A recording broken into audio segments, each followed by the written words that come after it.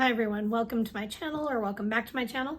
I'm Amma Mama and I am just doing a quick reading update for the week.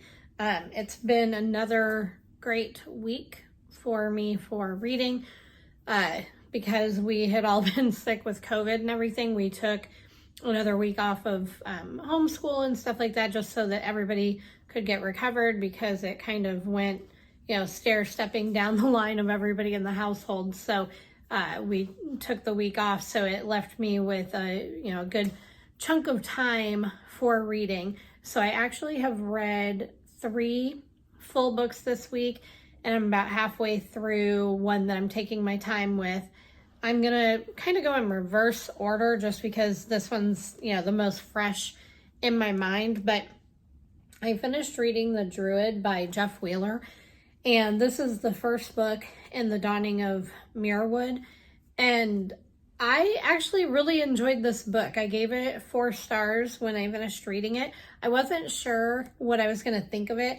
I will say that because it was on my Kindle, and if you've been around for a while, I'm not a huge fan of reading on my electronic devices. I like the paper versions, but I do enjoy listening to books as well. And so I ended up getting the the Audible version of this particular book because I think that the book itself, the Kindle version, I had gotten through Prime First Reads with my Prime membership through Amazon.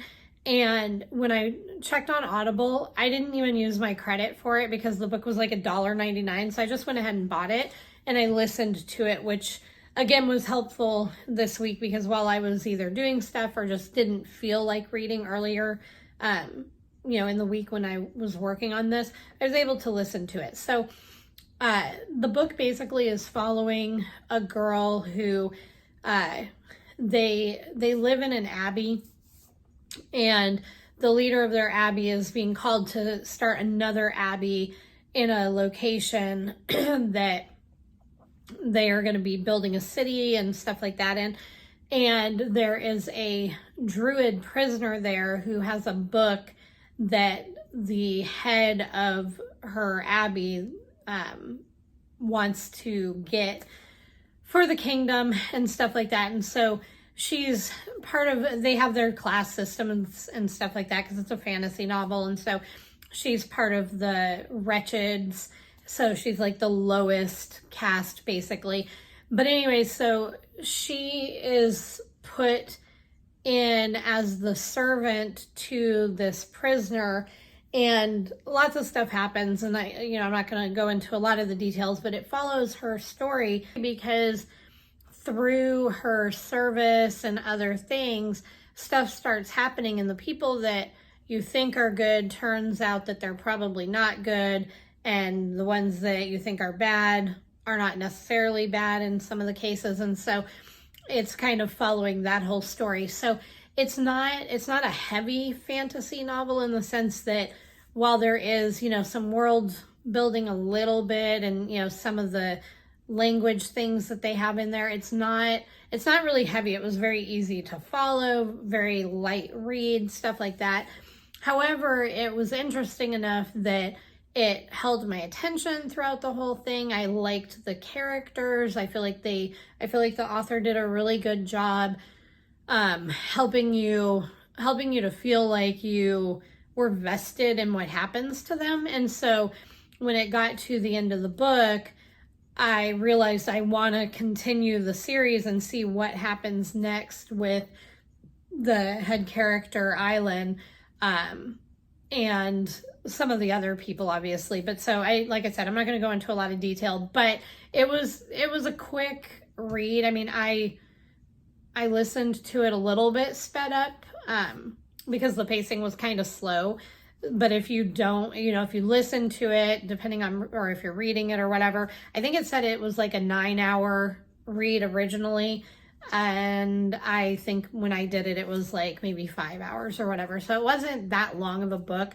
I think it said the Kindle version was like 330 pages. So it wasn't bad, but it was a fun read. I enjoyed it. So I like I said, I gave that 4 stars. I I bought the Audible using one of my credits for the second book so that I can continue and see what happens. There's 3 total in that series, so I definitely want to see what happens next. So that was one of the books that I read. And then earlier in the week, I had listened to Cross My Heart by James Patterson. Again, I have the physical copy of this, but I really like the narrator who does the audio versions of the Cross novels, and they use just enough additional like soundtrack kind of stuff that's not distracting to the story, and it doesn't make it feel like a complete waste of like space or time, but it kind of adds to that kind of thriller aspect and stuff. I thought about giving this a 5 stars. It's not quite a 5-star read for me, but I rated this one a 4.5 stars.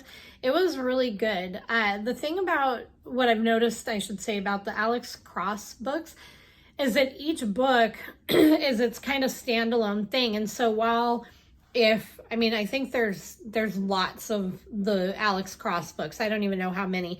But I think if you had the time and the gumption and you wanted to, you could start from the first one, and read through to the end, but you don't have to. I mean, it's a little bit helpful if you've met the characters before so that you have a little bit of a sense of the timeline and flow, because each of the books build a little bit on some of that, but it doesn't take anything away from the story if you pick up any one of the books. Normally. This book, however, ended on a huge cliffhanger, which normally would have made me kind of sad, but I know that I have the next one because my sister, as I had mentioned in another video, my sister had gotten me a whole set of Alex Cross novels for Christmas a couple of years ago that I hadn't read yet. So this one is Cross My Heart, and the next one is called Hope to Die. So I'm actually going to read that one soon. I may hold on to it for a little while. I actually only have one more book left to read for February officially, and that's Firefly Lane, which I'm going to be starting today. So I may hold on to this one, though, for a couple of weeks because I had been watching someone else's channel, and off the top of my head, I forgot her name because she was new to me, but I'll look it up and I'll put a note of the channel name. But the video was kind of fun, and she was talking about March Mystery Madness, which I'd never done or anything like that. And I don't normally read a lot of mysteries, but I have several mystery books along with my Alex Cross, which they kind of borderline on mystery / thriller. And so I may participate somewhat in that March Mystery Madness and see if I can meet the different criteria, because it was stuff, I think she had stuff revolving around the number 9 as well. So like in addition to mystery, like a book that the page count has, the ending page count has a 9 in it, like 391 or whatever, something like that. Stuff with, I think there was stuff with like the titles or the type of book. So there are some different kind of prompts to try to help you diversify your books. But I know that I have Agatha Christie that I haven't read. I believe it's Agatha Christie that I have, Miss Marple.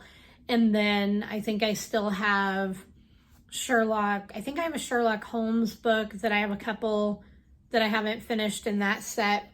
So I have some books that I think I could throw into that. So we'll see. But my point is that as much as I wanted to immediately start reading the next book after this one, Hope to Die, because I really have this dire need to find out what happened, I made myself wait because I may add it to my March TBR and then take a part somewhat, at least anyways, in that March Mystery Madness. But I really enjoyed this book a lot.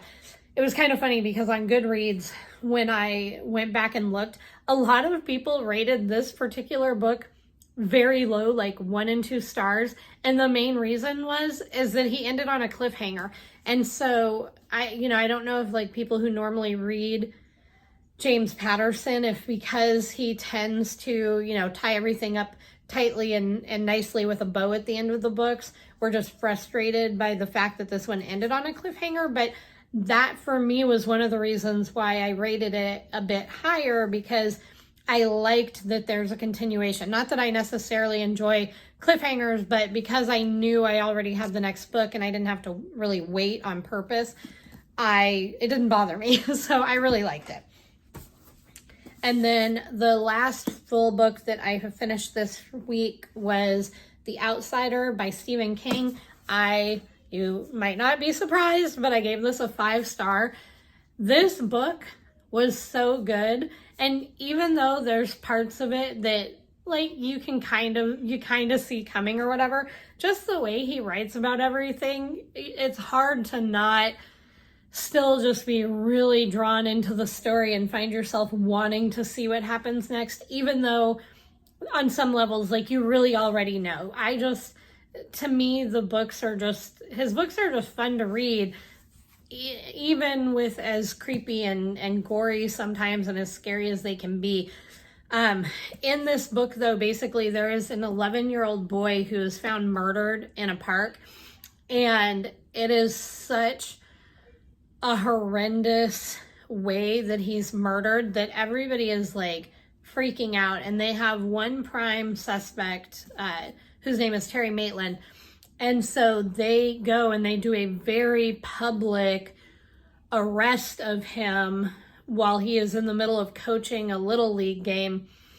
And as things kind of progress, and a lot of this is stuff they're kind of talking about on the back, so none of this is really like spoilers, but as they're going through this very public arrest and then some other things happen, they start realizing that there are things that they can't explain yet as far as his alibi, because suddenly it seems like Terry Maitland was in 2 places at the exact same time.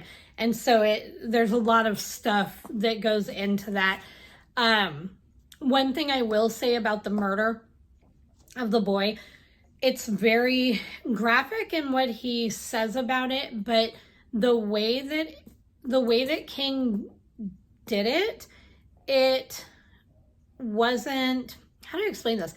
It wasn't something that stressed me out or it was hard to read, but it didn't make it to where I couldn't read it. I guess I could say, because normally I don't like reading about murders and things like that when they're very graphic and violent and you get those visual images of all of that stuff. But the way that he shared the information, it was very much like you were seeing the crime scene, but I think because you were never introduced to the character of the boy who was killed, you didn't have that connection with him as a person. And so that helped to kind of keep you separated from the event a little bit. And then the way he tells it, it was done in a way that it just kind of helped you disconnect from the crime somewhat. So even though as you're reading it, it was a horribly graphic and like violent crime against this 11-year-old boy, it was done in a way that you read it, you know why this was all so bad, you know why everybody was acting the way they did and all of that, but it didn't make it overly hard to read. So just kind of keep that in mind, because again, like, some people might have even less of a tolerance for some of that stuff, but overall it didn't do anything for me as far as like ruining the book. So this book, really good, 5 stars. I would highly recommend, especially if you're a King fan and you haven't read it before. The gory kind of parts do not overly dominate the book, and so there's enough other stuff in here that it just was a really fun read. So I would definitely recommend this. And then, like I said, I am still working on She, 5 Keys to Unlock the Power of Women in Ministry.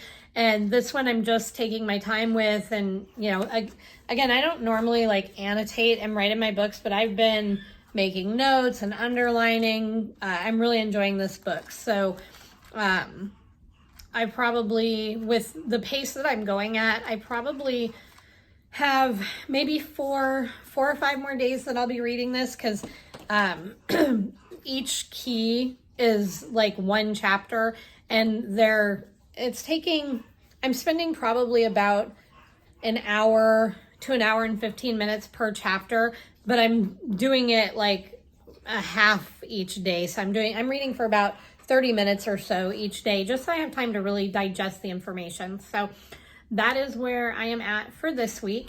And I will do, I don't even know what day of the week it is. Well, I mean, I know what day of the week it is, but hold on. Let me get my handy dandy calendar over here.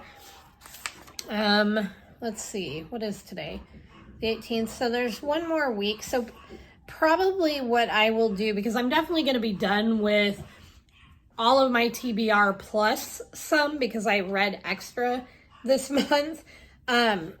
Probably next week, because it's the last, it'll be the last Sunday in this month. I will probably do my March TBR, and I will probably do my March TBR and a quick wrap up for the last book or two that I read this week. And then, you know, the following week I'll include, I don't know exactly what I'm going to do. Anyways, I hope you all have had a great week.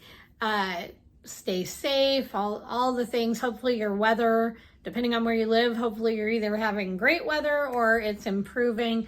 I'm in the Southwest, and so it's been not warm, but not cold, and sometimes up and down with the rain and everything, but not too bad. So I hope you all are doing great and have a wonderful week, and I'll talk to you later. Bye.